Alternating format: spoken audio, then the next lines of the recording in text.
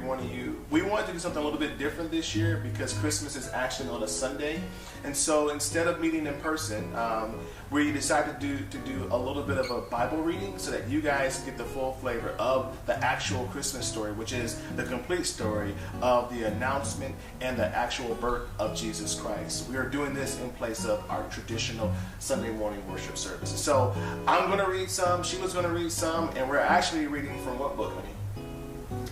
The Jesus Storybook Bible. Yep, and this is a Bible or a storybook Bible that we share with our kids when they were growing up, and we still use it today. We wanted to share that with you as well. So, with no further delay, here we go. Sheila, you want to kick us off? Everything was ready. The moment God had been waiting for was here at last. God was coming to help his people just as he promised in the beginning. But how would he come? What would he be like? What would he do? Mountains would have to bow down. Seas would have to have been roaring. Trees would have clapped their hands. But the earth held its breath, as silent as snow falling.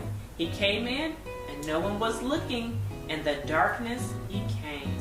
There was a young girl who was engaged to a man named Joseph. Joseph was the great-great-great-great-great-grandson of King David. One morning, the girl was minding her own business when suddenly a great warrior of light appeared right there in her room. He was Gabriel, and he was an angel, a special messenger from God. When she saw the tall, shiny man standing there, Mary was frightened. "You don't need to be scared," Gabriel said. "God is very happy with you." Mary looked around to see if perhaps she was talking to someone else. "Mary," Gabriel said, and he laughed with such gladness that Mary's eyes filled with sudden tears. "Mary, you're gonna have a baby, a little boy. You will call his name Jesus. He is God's own son. He's the one. He's the rescuer, the God who flung planets into space and kept them from whirling around and around. The God who made the universe with just a word. The one who would do anything at all was making himself smaller and coming down as a baby. Wait, God was sending a baby to rescue the world?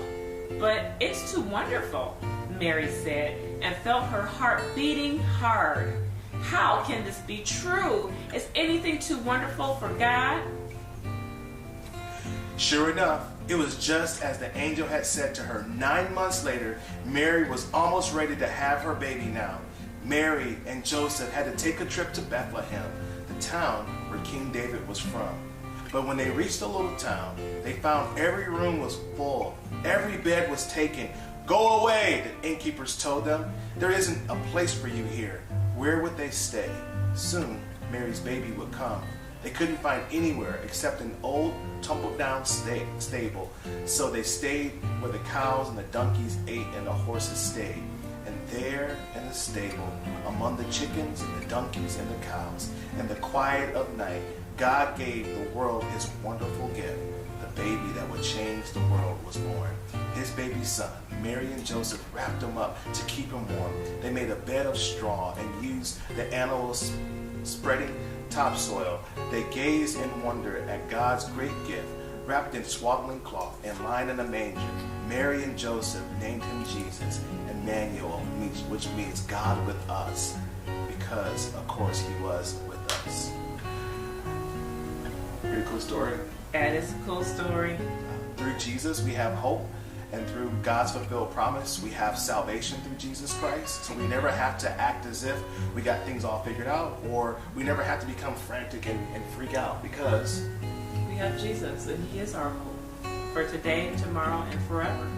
And here's our prayer for you, Bridge Fellowship Church, that whenever you feel hopeless or you feel some despair, that you would think back to God's fulfillment of this promise to send his son, Jesus Christ, into the world, who lived, who died, and was raised again for your sins. So therefore we can have hope that Jesus will always be with us, and that our first breath in glory is going to be with God. God bless each and every one of you. Have a very Merry Christmas. Merry Christmas, everyone. We'll see you next Sunday. God bless you. God bless.